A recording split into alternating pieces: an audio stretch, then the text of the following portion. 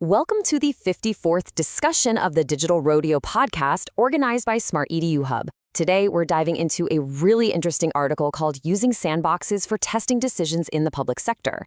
And hey, if you want to read the full thing for yourself, we've put a link for you right there in the description below. Okay, let's just jump right in with a question I think we've all asked ourselves at some point. You see a post from your local government, you type out a comment, you hit send, but does it actually go anywhere? Does it really lead to any kind of change? The thing is, there's often this disconnect, right, between the decisions being made in City Hall and the problems we're all dealing with every single day. Well, this explainer is all about a new way to try and bridge that gap. So, researchers like Bogdan Pahonțu, Florentina Pană-Micu, and Catalin Vrabie are proposing a really cool concept, and it's something they've borrowed from the worlds of technology and finance. It's called the sandbox. Think of it exactly like a kid's sandbox. It's a safe place to play, to build something, test it out, see if it stands up, and figure out what works before you go and build the real expensive thing. The big idea here is using social media, like Facebook, as this virtual testing ground. What's really interesting is how it creates this formal feedback loop. It's not just about random commenting anymore.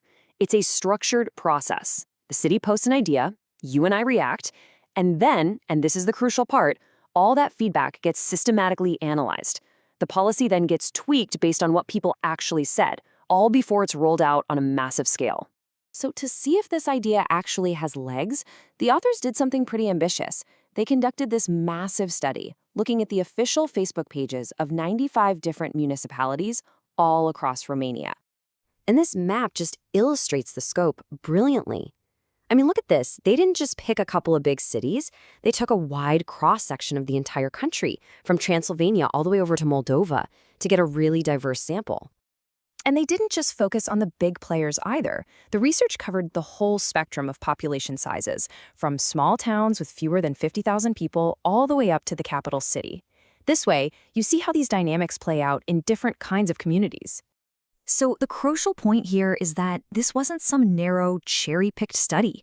It was specifically designed to be representative, to really capture the different kinds of communities that are out there, each with their own unique character. All right, so after sifting through all of those posts and all of those comments, what did they actually find? What is everyone really talking about online? Well, on one side, you've got what the administrations are posting. It's a lot of official stuff, right? Investment projects, the local budget, institutional news, and it's almost always presented in this very formal, very positive tone.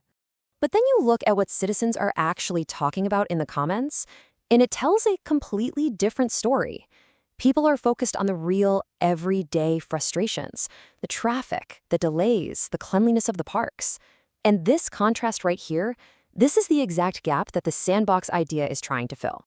So based on everything they found, the researchers proposed a pretty tangible solution, a way to actually build this bridge. And this is really the heart of their proposal. It looks a little complex, but the idea is actually super simple.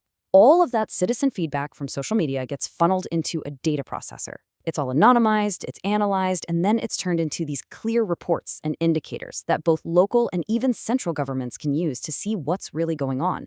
You know, this system really represents a fundamental shift in thinking. It's moving away from that old-school top-down government that only reacts to problems and moving towards a proactive, adaptive government that actually listens first. So what's the big takeaway from all this? Why is this idea so important for the future of our communities? Well, the crucial point is that this isn't just about technology. It's about building smarter, more responsive government.